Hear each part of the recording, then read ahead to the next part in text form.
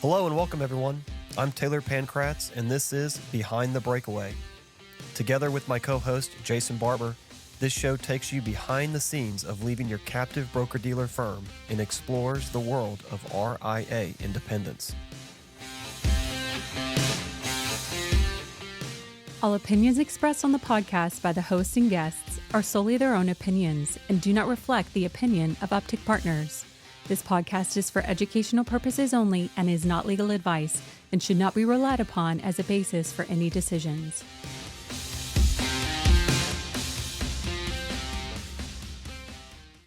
All right, episode 21 of Behind the Breakaway podcast. I'm Taylor Pancratz. We got Jason Barber here. And today we wanted to talk about just industry news, what's going on. There's been some kind of crazy things that have happened lately. The latest one being that Commonwealth is being sued or was sued by Edward Jones, and they just settled, and which is crazy news. You don't see that very often of these people that are leaving Edward Jones, going to a different broker-dealer, custodian, and then Edward Jones tries to sue them and actually wins. Yeah. You know, they try to sue him a lot, but they actually... Well, they threaten a lot. They threaten a lot. As we like to say, there oftentimes can be a letter writing campaign where letters are sent back and forth, but usually it doesn't actually result in actual legal action, short of you doing something that is completely egregious and something that is, hey, we cannot let this stand. We have to take action. This right? cannot stand. This cannot stand. So should I read the article? Is that maybe just good? the headline and kind of the byline. Yeah, so this is Advisor Hub, March the 6th, yesterday. Edward Jones wins $3.5 million, $3.5 million from Commonwealth and defectors in recruiting spat. I'll just read the first couple paragraphs. Anybody that is listening to this can go Google this. Independent broker-dealer Commonwealth Financial and a group of brokers it hired, I think that's an interesting term, it hired from Edward D. Jones and Company were ordered to pay $3.5 million in a legal battle tied to their departure, according to an arbitration award finalized on Wednesday. Edward Jones accused Commonwealth and 8 brokers, 8, who joined in late 2022 in Texas and New York, of violating state laws, including those governing trade secrets, and engaging in a, quote, civil conspiracy, according to the award. Edward Jones also claimed the brokers breached their contracts and fiduciary duty to the company. I'll just leave it at that. Yeah, brutal. So that was December of 22. So that was a 2.5 year, roughly, lawsuit. Imagine trying to break away your clients. You leave Edward Jones, you're trying to break away your clients, trying to move your clients, and you've got this lawsuit hanging over your head for 2.5 years that is taking up a whole bunch of money, obviously, with attorney fees. I think I saw it was like $1.7 million in attorney fees. Oh my gosh. And then just the mental side of that, of having this kind of, you don't know what the final verdict is going to be for 2.5 years. And so you're trying to move these clients, and every day you're just wondering, all right, what's going to be the final result of this? And if it's $3.5 million, is like, who actually pays it? I mean, is this the Commonwealth pays this? The actual advisors pay this? What a crazy thing where... Probably a little bit of both. Yeah. Yeah. Let me ask you a question. If I left Edward Jones and went to a firm and Edward Jones sues that firm and they have to pay $2 or $3 million in penalties, who pays? Am I on the hook for that? Is this like Commonwealth's E&O insurance or something steps in? I mean, do I have some type of obligation to pay Commonwealth back? Am I tied there for a longer period of time or something? And it's weird that it sounded like they were employees of Commonwealth. Commonwealth hired them. Yeah, it may just be the article. I mean, that's what it says. They hired him, which I think is just interesting language. I'm sure they're not employees, but I'm sure that's just maybe the person that wrote the article wrote that. But either way, even if it's the person that wrote the article just doesn't understand, but what does that tell you of just the perception that this is a financial writer who writes financial articles. So not like the first time they've ever written an article, not like your local newspaper who doesn't know anything about this, right? This is a financial author who, at least from that person's perception, feels like it's appropriate to use the word Commonwealth hired these people. Right. Right. Like, so I just think that's also what, like, of course, like, no, I'm not their employee. I'm independent. This guy over here thinks that they hired you, which is just, I don't know. It certainly seems like if they have to pay some penalty because somebody joined their now? firm. Can you just leave? Could we just basically be like, actually, we want to leave now? Yeah, Commonwealth be like, no, we just footed a $2 million bill. Yeah. For you, or $3 million bill to have you guys join the firm. I mean, no, you're not going anywhere for a very long time. I wonder if, I don't know, I can't independently verify this, but I heard that there was maybe even an equity swap that happened in this whole transaction, which it's just, if that's true, can you even fathom?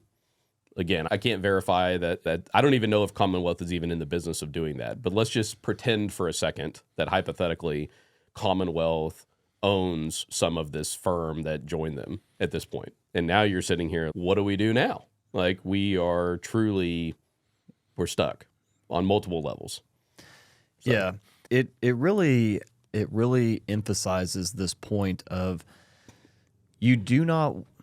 The worst case scenario is this. Yeah. Where you leave, you go through all this pain of breaking away and all this planning and everything like that, and then you ultimately end up having to buy the clients, which is the whole point of not. It's the whole point of why you're trying to be very careful and methodical and not solicit clients and abide by your contract, because you do not want to end up having to do what just happened, which is buy the clients at the end of the day, because that's what these captive broker dealers, when you leave, that's what they want you to have to do. That's their only grasp. The straws that they're grasping at is, at least let's get some money out of it. And so it's an interesting, and create fear within the ranks. This will certainly set back people that are trying to leave and go to Commonwealth. That this is, because you would think that somebody at Commonwealth would go, hey, this is what you don't do. Exactly. Yeah. I mean, exactly. Like, obviously when you have, every contract's going to be different. Every employment contract's going to be different, but it's very standard language. I think it's fair to say that most of these agreements are going to have non-solicit provisions. Cannot solicit your clients, cannot take data of your clients, of course, okay, non-protocol transitions. And I think it's probably pretty common practice that you're not allowed to solicit other employees, and you have this duty of loyalty to the firm, right? So when I first read this article, the first thought that kind of came to my mind is who's the attorney involved in this that gave these people legal advice that, yeah, you know what, this is a good idea, right? What in tarnation is even going on there? It just seems so blatantly obvious that you cannot do this. Not to mention that it appears, again, I don't know this, but it appears as though that this whole thing was I'm not sure that these folks were able to leave at the time that they wanted to leave, per se, or at least that may be the case. I'm speculating a little bit, but I mean, if you get 8 people involved in a deal, how in the world do you keep that a secret? Right? I mean, it's like pretty much impossible. You've got all these people. It's 8 people plus their loved ones and yeah. the staff potentially. I mean, it becomes quite a bit of people that know, and that's impossible to keep that many people keep quiet and keep it a secret for an extended period of time. Which is why you've got to be, if you're at a captive broker dealer right now, you're an advisor thinking about leaving looking at your different options and things like that, you need to be extremely careful about who you're telling your grand plans to, which recruiters you're talking to, which people in the industry, because you're going to go out there and just by nature of trying to figure out which spot is the best for you, you're going to have to talk to quite a bit of people that are going to know your name and know where you're from and all these things. Unfortunately, it's how it is. And so what you need to be careful of is not doing that for so long. Don't stay in this middle ground where you're in this ether where you want to leave, but you haven't yet, but because you're trying to figure out where's a good home for you. You can't stay there very long because the longer you're there, the more uncertainty builds about who knows, who they're telling over cocktails, etc. And it's a small industry. It's a small world. And so we would encourage you to don't stay there very long, right? Find something that you think is a good fit and just take that leap, if you will, and don't go and explore the 70 different options that are out there. And so that's why we've tried to build Uptick Partners to be a good home for captive broker dealers, especially that are looking to find independence, because we know we're going to be a good fit for most people because we built the economics to make sense. We built the freedom from the compliance perspective and all the little things that you are looking for when you're looking to leave and why you're leaving where you're at, where you want to go. I don't want that. I'm looking for someplace that's the antithesis of that. That's going to be us. And so I would encourage you, don't take this lightly where you're, hey, let's go explore Commonwealth and this and that, because what ends up happening is that Commonwealth, obviously, in a lot of these roll-up RIAs and independent firms, they don't actually care if you get sued, right? They have this humongous insurance policy that I'm sure will pay the $2 million that they owe Edward Jones. Who pays the money that you have to pay Edward Jones? Who pays that, right? You're coming out of pocket with this money because it's certainly not your E&O insurance that's going to pay for you to have to pay your prior firm because you broke the contract that you signed with them like that. So my point being, you need to go to a place that knows what they're doing and how to do it successfully, instead of going to a place that really doesn't ultimately care whether you get sued or not. They're like, yeah, we'll pay for it. You guys are stuck here. They just hit your recruiting goal. You're talking to a recruiter. Yeah. You're talking to a recruiter that's getting paid 8% of your revenue. Yeah. So, hey, I'm going to move. Me and my buddy are going to move. Me and my 3 buddies or 4 buddies and their assistants. And they're like, yeah, man, that sounds great. Yeah. They're sitting here thinking, wow, man, this is $1 billion of assets. This is probably... What do you think that I'm going to is? get paid almost $800,000 to recruit this person. $1 million that this recruiter is getting paid. $1 million to the recruiter to have you sign on the dotted line, and then they're off to the next deal. Yeah. They don't care. They don't care, and so they're going to put you with whatever they think is going to make you say yes. Oh, this is the biggest upfront check. This is the biggest whatever. And now you're signing a 7-year deal, a 10-year deal, a 15-year deal, or you're giving away equity of your firm to this other firm, or whatever the thing may be, but you're now in this position where you have handcuffs on, and golden handcuffs, as they say. Yeah, I couldn't emphasize that enough, that you've got to be very careful. Like all the recruiters that we talk to, generally speaking, I think that they're good people, but I do sometimes feel like sometimes I see recruiters say, you need to talk to somebody that's not biased, right? You need to talk to somebody that's not biased. You need somebody that's conflict-free recruiter, whatever, right? Yeah, I guess, but at the same time, is that really fair for a person to say they're conflict-free when they get paid $1 million for you to sign on the line, right? It seems to me that would be like telling a client, oh, yeah, we're conflict-free and just come over here and pay me a 5.5% load on this A-share, right? Or if maybe it's not that because the client's paying, in this case, the advisor's not, rather the broker-dealer is paying this big commission to the recruiters. But at the end of the day, the recruiters don't care really much about anything besides getting paid. And so I think what the recruiters care about the most is that, see, what ends up happening is somebody's looking to break away and leave their firm.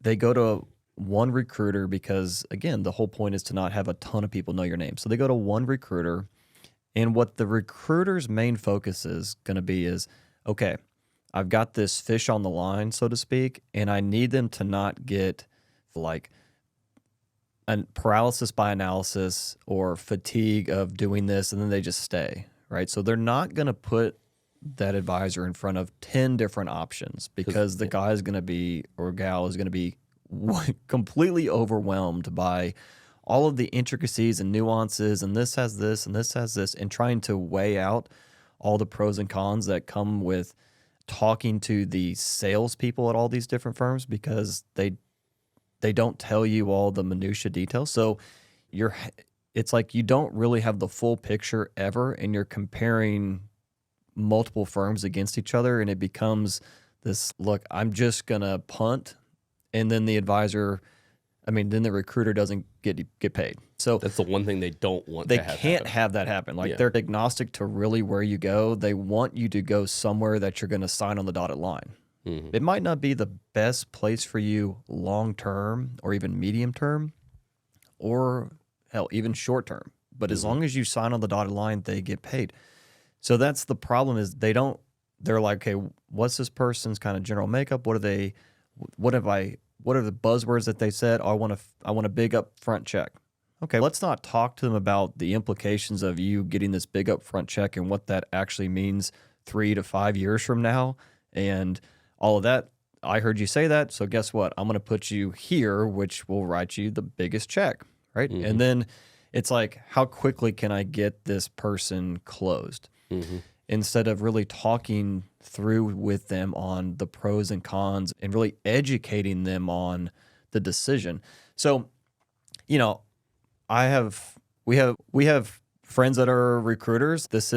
We're not on a jihad against recruiters. It's just, you have to know ahead of time that you're talking to somebody that wants to get the deal closed, and not really all that adamant to try to educate you on the space. It is interesting to reflect on that lawsuit.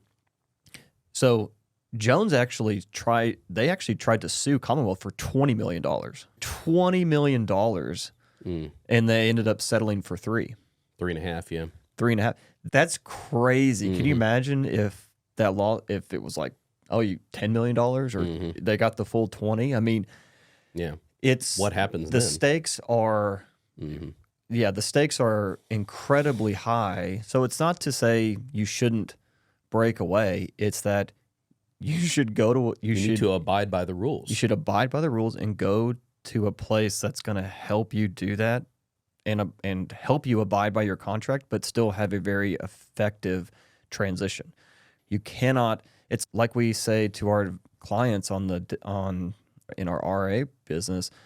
We want you to pay your taxes. We just don't want you to pay more than you need to pay. We want you to transition your clients. We just don't want to do it in a way that's going to get this $20 million settlement. Exactly.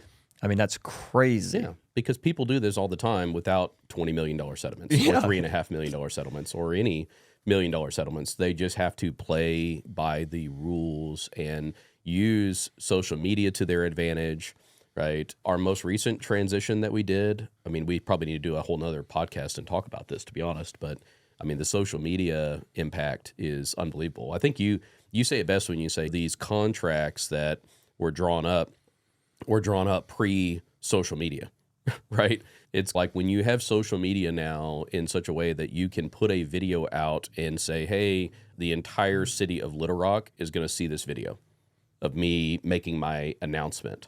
Yeah. I'm not soliciting that to my clients. Yeah. Right? How do you write that into a contract? Yeah. You're not allowed to post any social. I mean, pretty soon, it wouldn't surprise me if before too long they start adding that kind of stuff in, because, I mean, when they realize how effective it is, what was there, like 40,000 views or something the other day when we looked at it? Yeah, the last transition we did, the guy, I think by a weekend, had the 40,000 impressions on his announcement video on Facebook, which is tremendous. And it had I don't know, it was like 5,000 people went to the website, and which is the whole point of when you transition is to get people to see your face and then go, oh, I know that person. I'm coming to you. I'm going to the website, and then they're calling you. And then not they're calling them. Exactly. Then they're going to your website and they're learning more about what you're doing.